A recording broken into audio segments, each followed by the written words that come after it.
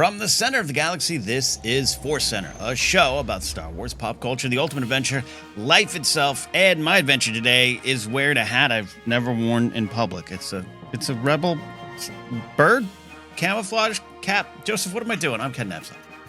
I'm Joseph Scrimshaw, and I have been waiting this entire time to ask you what all is going on in your hat. I did see the rebel symbol, but what's the other, the smaller symbol within it? I don't even know.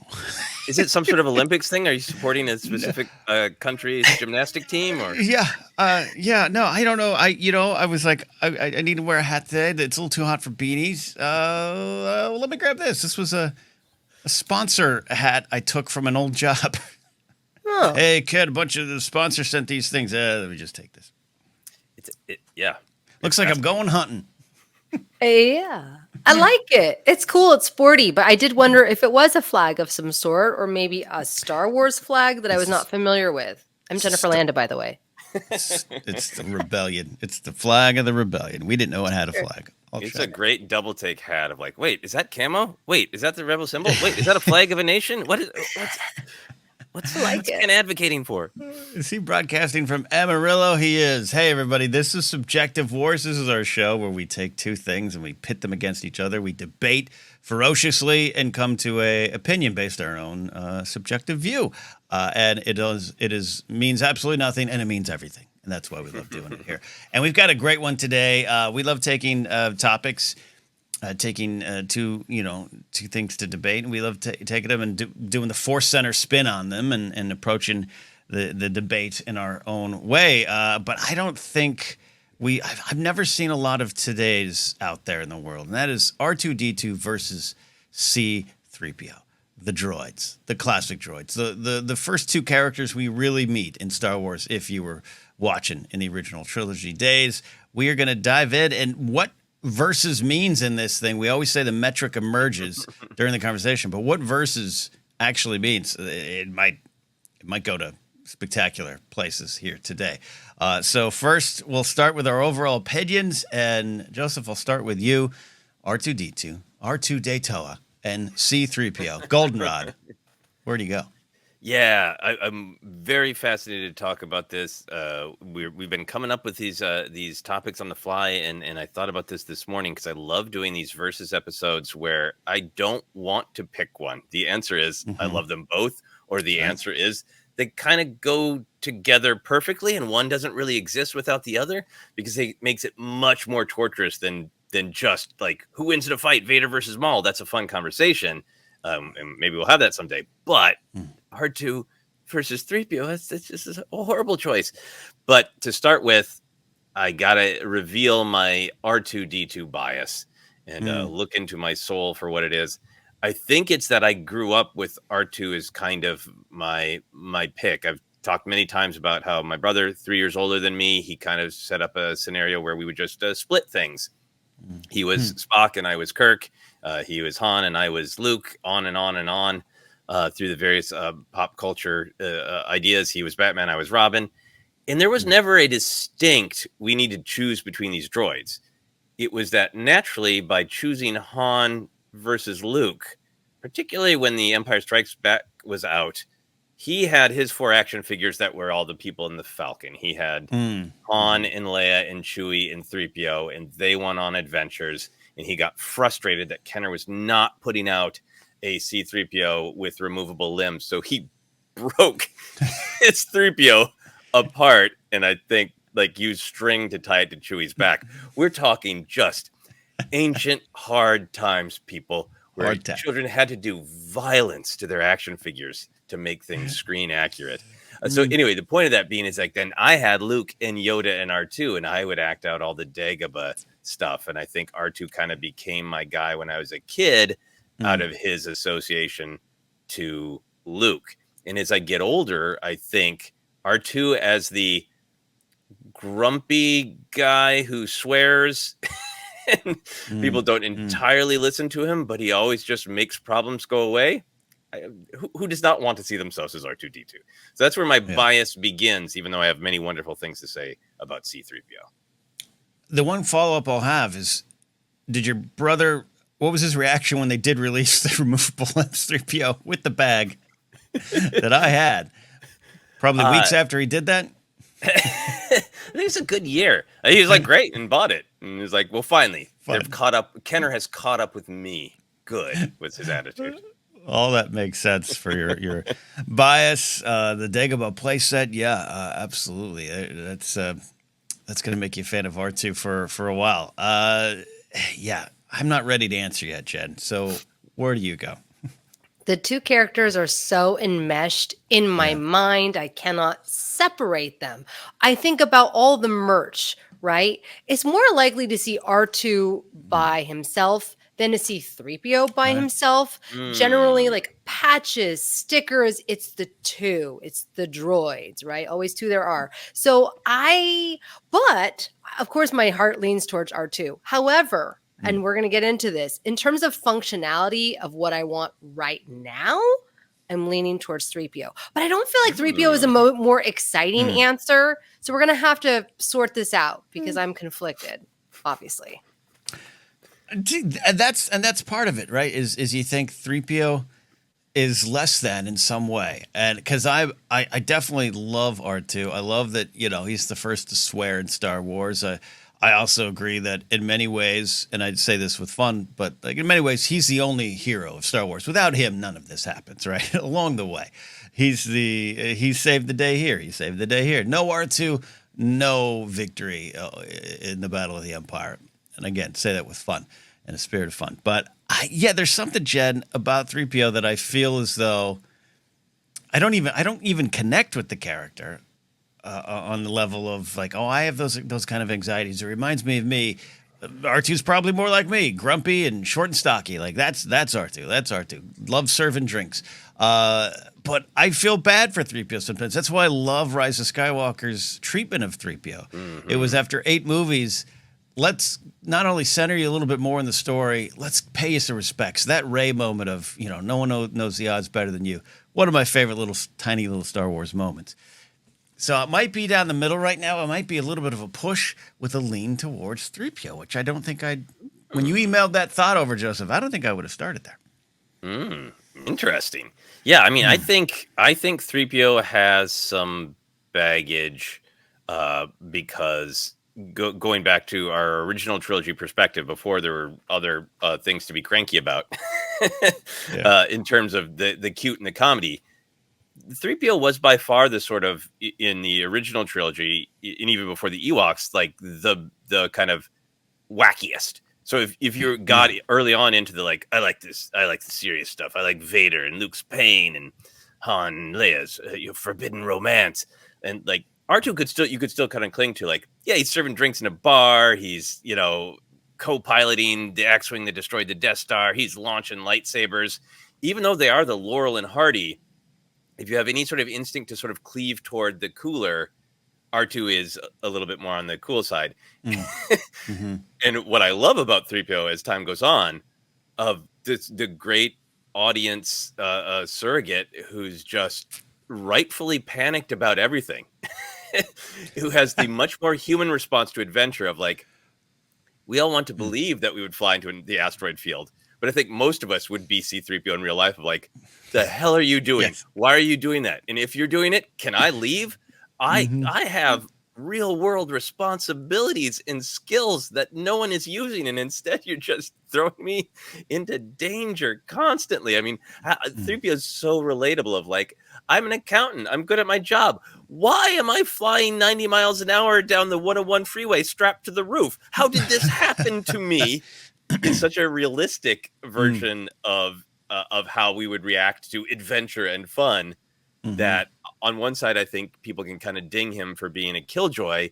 But on the other hand, for me, he's incredibly enjoyable because he's a little bit of a real world perspective. I love the starting point of 3PO being really good at all the things he's supposed to. 6 million forms of communication.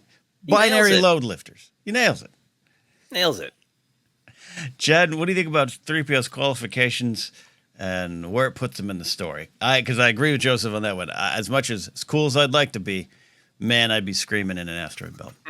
Yeah, and it's funny because when you're a kid, or at least when I was a kid, I did find him to be incredibly annoying because he's vocalizing what I'm thinking, but I want to believe that I'm going to be like Han and Leia going for it and not being scared of the danger, right? And so 3PO is like the anxious voice in my head, and I just need to tell it to shut up. So, that's a ding on 3PO. At the same time, there is something about R2 that feels animal-like, right? It feels more like a trusty companion, a dog, where he can respond with beeps and boops and stuff, but there is that language barrier. And so I do get a little concerned about that. That's where I may ding R2 in that sense. Very expressive with the squeals and the beeps, right? Yeah. So I don't know.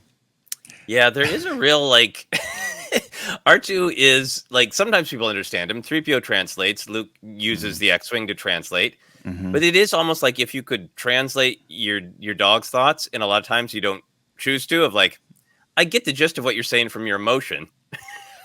Right. But you don't bother to like, okay, you're clearly upset. Let me read why. I get you're upset, dog. But like, I don't know, there's a little bit of like, are we treating R2 fairly to be like, yeah, I got the gist. You're upset. We could always be looking up and seeing exactly what you're upset about. I absolutely love this take because, yeah, you're right. Luke's got the translation going to the X-Wing. Some people seem to speak beeps and bops and boops in Star Wars. Other people don't. But, yeah, it's like every day, like every dog owner and cat, like every animal owner, pet owner, I have full-on conversations with my Chihuahua that she does not realize that she's having with me. And I assume too much, perhaps. Perhaps I assume too much from that side eye or that look or that tail wag. And that I love now to look back at Star Wars and think that everyone in Star Wars is just kind of guessing what R2's saying. Like, good. Yeah. You want a treat. Got it. No. Right. Empire's here. Yeah, okay. We're all happy. Ken, what do you find relatable about 3PO? Because you're saying, I think a lot of people, when we've heard this from listeners, relate to his anxiety or honestly relate to his need to keep things organized, which I can kind of relate to. I think 3PO would put on a comedy variety show the same way I would with a hideous amount of lists and emails. But what do you find relatable about 3PO?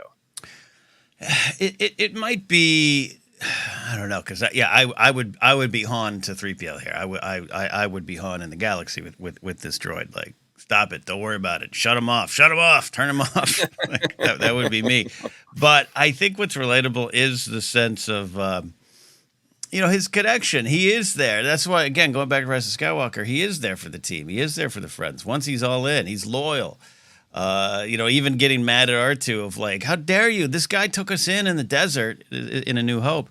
This guy took us in, we work for him now. How dare you do this? You're causing him problems, right? He was at dinner. Now we're chasing for you. Now we're chasing him. I think there's a good center to 3PO that he's a little bit of, even if he isn't, he'd like to be the crazy glue that keeps everyone together. And that's why he's there. And that's why in the end, even some of his mistakes come out of that, or even some of his victories come out of the desire to help others. Return of the Jedi is a celebration of 3PO as well. In fact, number one, when I was 7, I thought he had those magic powers. I did not understand that Luke was making him fly. I thought 3PO was doing it upon first viewing. But, even the distracting the stormtroopers, right? Like, he's there. He gets it. He is part of it, even though he might be overlooked. Yeah, I mean, I think that Return of the Jedi scene is so great. I mean, we there's all the comedy of people, the Ewoks thinking that he is, some deity and all that, but the whole idea that he's a protocol droid who understands, making lists and all these things and putting on a great dinner and getting a Jogan fruit dessert like he does in the Clone Wars. Yeah. But a lot of times I think the joke with him is he is about human cyborg relations, that he knows what is needed to bridge a cultural gap. And I love that he gets that victory in Return of the Jedi. I'm like, well, he's a damn good storyteller. And it's not about the deity thing. The deity thing doesn't end up making a difference. What ends up making a really huge difference is 3PO is a great storyteller.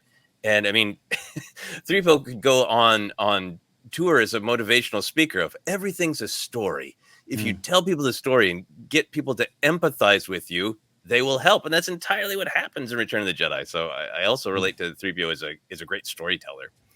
Love that. And so many great moments between them. Jen, how do you measure some of the moments? Have there been more R2 moments that you love, more 3PO moments? Who are you rooting for more? I mean, the comedy comes from both of them. It's more of a physical comedy, obviously, with R2, although at times 3PO as well. I am so conflicted. I don't know. I can't separate them. They are, like you said, the Laurel and Hardy. They are a comedy team. I think of, we always use, at least I always use that meme of R2 falling over, right? When I'm exhausted. Oh, yeah. Right? Such a great moment. I don't think it's necessarily obviously comedic in that moment. Pretty upsetting. Yeah. It's pretty upsetting. Yeah. But there is something kind of just comical about seeing both of them. 3PO kind of like waddling and R2 kind of navigating these spaces with his rolling. So I don't know. I need more thought. Do you see yourself? Sorry, go ahead, Ken. No. So we can't separate them. I got it. Yeah. But if you were in a Laurel and Hardy situation, Jennifer, which one do you think you would lean toward? Because I see both R2 and 3PO in you, but for yourself, which one do I actually relate to more? Yeah.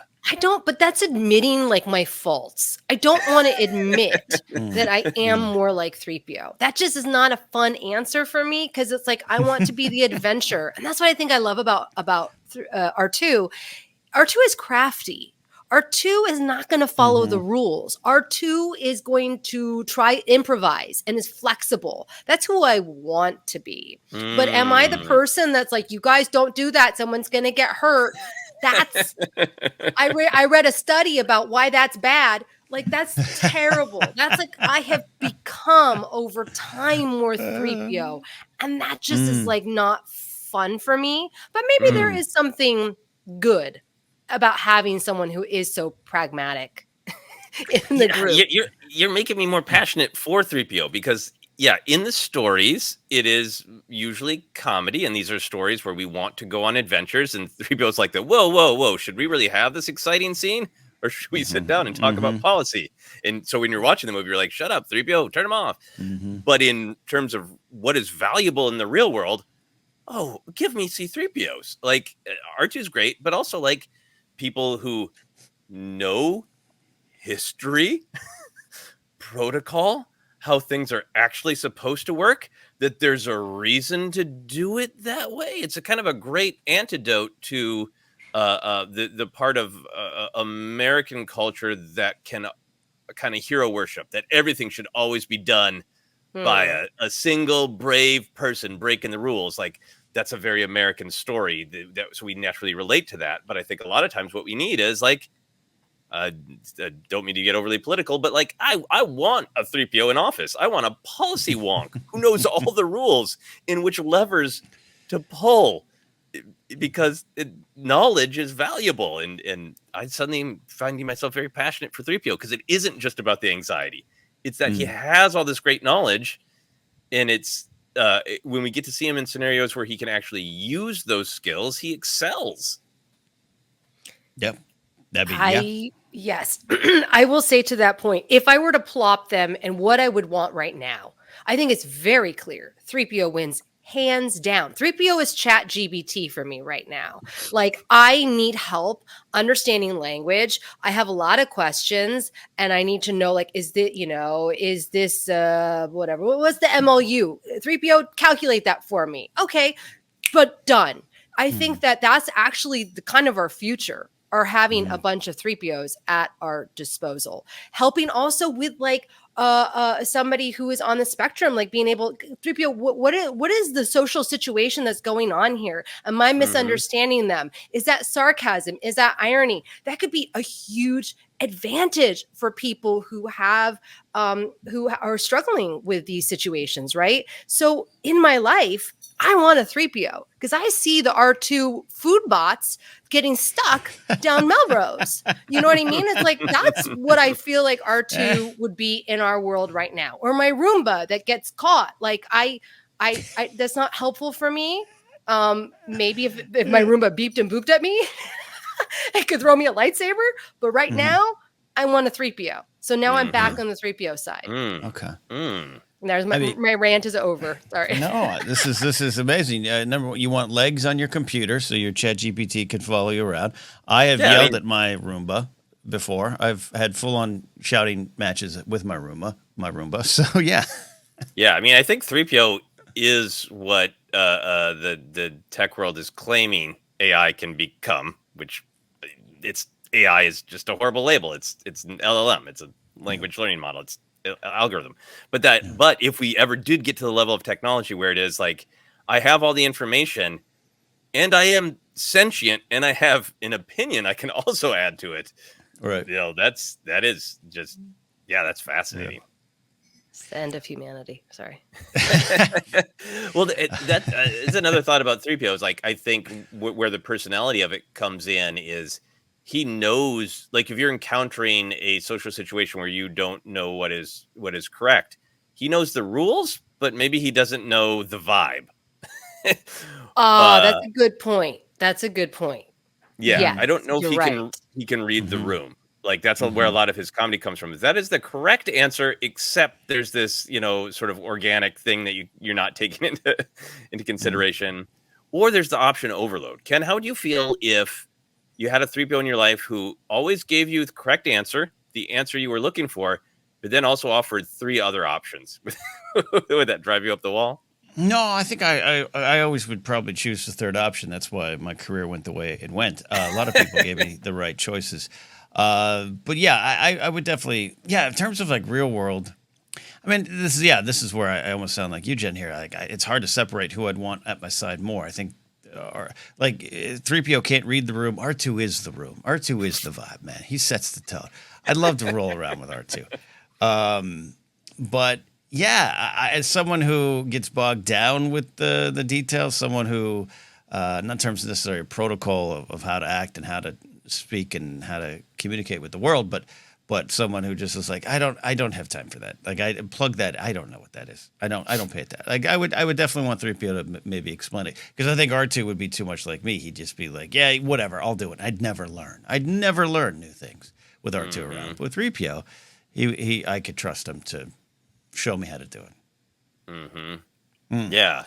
I think there's also that question in terms of which one you would want in your life if you could really have one right now, is a little bit of that philosophical outlook.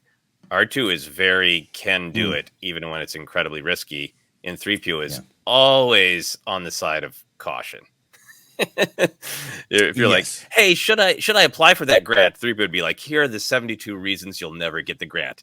And R2's like, yeah, apply for the grant, bleep it, and put a weird thing in the box so they remember you. You know, like R2 is a go for it droid, and 3PO is a you'll probably get your feelings hurt droid. Yeah. Which do you need in your life, Jennifer?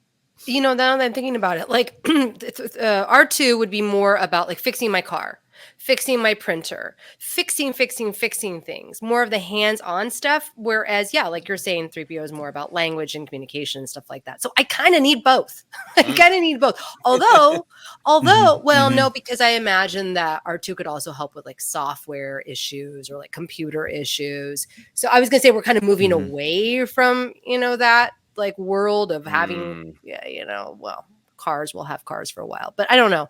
3PO still. But 3PO is not the cool answer. Can we just go down to like aesthetics? Because like I'm thinking of sneakers. I think there was like this Adidas sneaker. I can't remember. Anyways, they had ones that were blue and white, like R2. Maybe I'm making this up.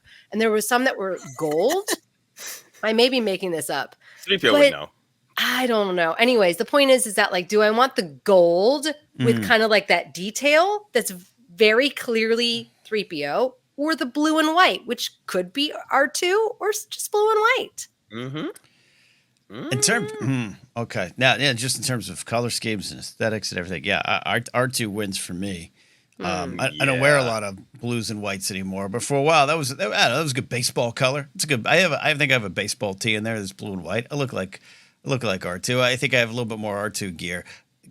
Like there, I've had some people like, you want me to get you a Star Wars sweater, and it's like, you're gonna get me that 3PO hoodie. I will not wear that anywhere. Right? I feel like Yeah. who wears? I mean, I know I've worn it, but like the 3PO, it's really making more of a statement if you wear 3PO gear as opposed to R2, right? Yeah. I mean, I think as a color scheme, I definitely prefer blue and white to gold. But also just that, like, they work so well together as this weird duo where one is humanoid, 3PO really pulling from, the famous Metropolis droid. But then R2 being a little bit more of an invention at the time, right? And I don't know, I think for myself, I appearance-wise, I feel bad, but I got to give it to R2 because it's just fascinating. It's just like these shapes that work together, kind of big and clunky and mechanical, but somehow we all accepted it as cute. Like one of the first cute characters in Star Wars. In 3PO, God love him, he's a freak. You got big glowing eyes and some weird robot version of an exposed midriff. 3PO is the first exposed midriff in Star Wars. And I kind of like it because it's bonkers. Yeah. But R2 somehow manages to be like, you're a cute shape. And 3PO like, what all is going on with you, dude? Why are your wires hanging out?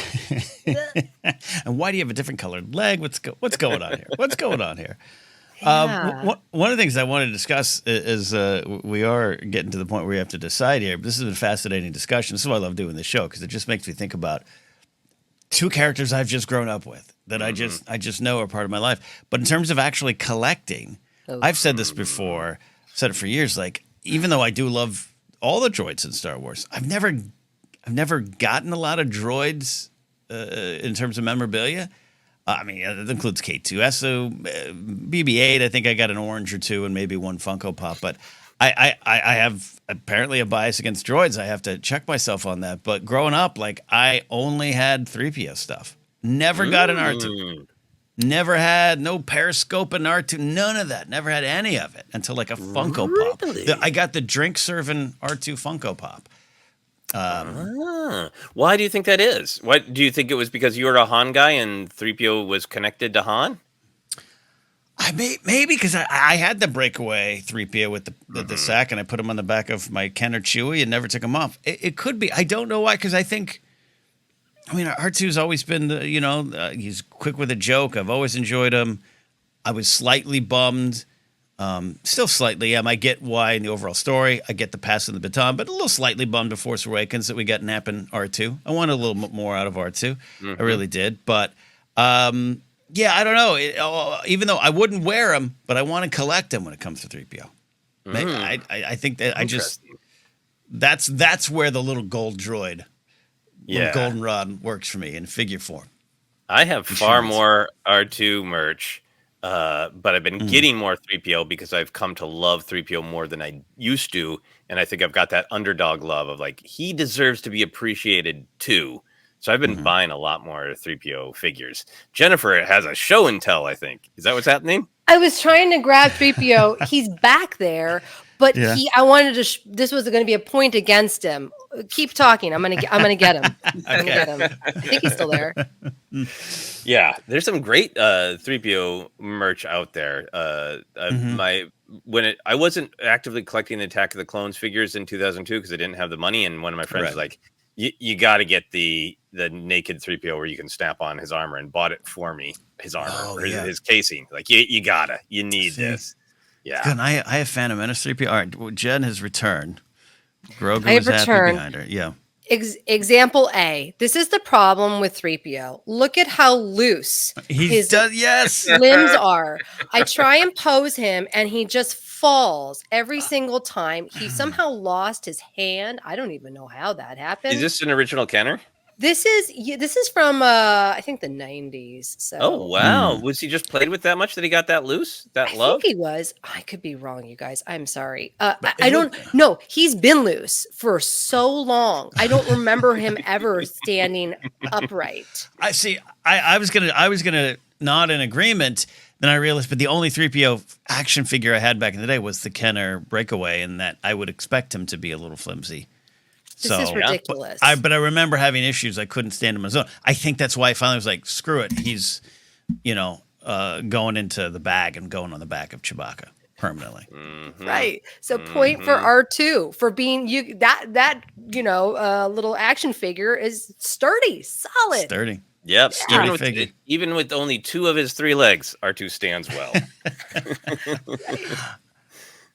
Okay. So mixed bag. We all have gone different directions collecting.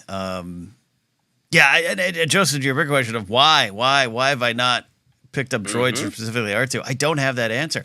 I've had the opportunity. I distinctly remember being at a Kmart in my hometown, which no longer there, of course.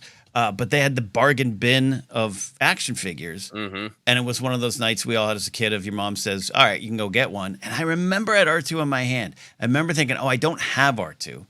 And then I think I got a Gamorrean guard. I think I wanted a Gamorrean. Yeah. Put 3PO aside. I would remember being haunted because there was like one store vaguely near us that still had, like in like 86, I think, still had the Power of the Force. And that kind of last burst of Kenner, Power of the Force, in the mid-'80s, put out a bunch of really cool figures, including the R2 with the lightsaber. And I remember being haunted because I think my dad went and he bought me something. I was like, did they have an R2 with a lightsaber? And he's like, I think so, but I didn't think you'd want that. And I was like, Dad, no. Oh, no. I needed R2 with the lightsaber. Well, we're coming towards the end here, and I don't know if we've made any ground, but we've discussed some wonderful things. I am confused emotionally over this one here. I think I know my choice. Okay. First into the breach. Here you go. If I want to buy you both some time. I think at the end of the day, I started in my journey in the galaxy far, far away, connecting with R2 and loving R2, and I still do. And then as I've become an adult, my fondness for 3PO has grown and grown, and I thought he was fabulous in Rise of Skywalker and hilarious and meaningful and all sorts of great things. But I think at the end of the day, I got to stick with R2 because of world views. 3PO interacts with the world in the galaxy the way it's supposed to be and the way it should be, the way the rules and the agreements say everything works. R2 looks around and goes, it's the way it should be, but it ain't. That's the part of the Falcon that should be broken, but it ain't. And I'm going to go fix the part that I know is broken in the moment. 3PO is the one who is programmed to understand human relationships, but R2 actually reads the room and is like, I know Anakin's going to drop that, and I'm coming up behind him to do it. 3PO interacts with the world the way it should be, and R2 interacts with the world the way it is. And for that, I got to give it to R2. Some big words there. That's a great closing argument speech. You stood up in front of the jury and made a case that might have pulled me back from the brink. Here's a reason for 3PO, but my answer is going to be R2. The reason for it is I really have to be honest. When I keep going to Rise of Skywalker, like I say that movie it created more emotions in me than other films. Not that I wasn't pulled in or emotionally moved or inspired, but there's like 6 cry points in Rise of Skywalker for me that still get me. And one of them is 3PO kind of having this, I'm saying goodbye to my friends to do something to save the galaxy. And his memory is restored, and I get all that. And that's good because I want that. I didn't need 3PO to be a complete sacrifice. But that moment is really powerful to me. And it's because of the journey with 3PO, including Attack of the Clones. He challenged me more than any other character. I still don't love a lot of the humor on him, Attack of the Clones. And he kind of wasn't really there in Revenge of the Sith. And barely there in Last Jedi. So all that's different. But a lot of stuff you've just said, Joseph, I go back to R2. Would I want him around? I think I would. I need a good dog to talk to. Would I trust him to help me, defend me like a chihuahua, spark an Ewok with his little tool there? Yeah, I would. And at the end of the day, he is kind of a hero among heroes. Without him, we don't have a lot of big moments. Same with 3PO. I want to be clear. I'm not taking that away from 3PO. He's just a little less anxious about it, which is fine. I don't need. It's not an attack on anxiety, but I just know I could get along with R2, and that's my guy. I want him in my ship as we go forth in the galaxy. Jen, clean sweep, or are you taking a stand? I thought I really wanted 3PO based on how he would help me in my life right now. But I think the reality is I value flexibility. I value improvisation. I value being able to read the room. It's an important thing. And I don't always do these things. I'm not always flexible, which is why I would need an R2 to be like, it's okay. I got you. I got your back. I'll always be there. And that's like a dog, like my dog, my companion. R2 would be my companion. And at the end of the day, Star Wars is fun and fantasy. And it's so fun to believe that, we could be on this adventure with a droid like R2. C-3PO can be a little bit too real life at times. But together they make an unstoppable duo. But right now, R2 takes it for me. Yeah, they both have value. I do have to say that. Working on trying to pull this indie film together, I need 3PO for pre-production for all the laws and rules, and then I need R2 to be there during actual filming, during production, to put out fires. Literally, I need them both. No, that's true. No, we all need both. That's the big lesson here today. Yeah, we all need both. But when it comes to voting, we're 3 for R2. Which I think was a band from the 90s. 3 for R2. Was there. All right. We did it. We did it.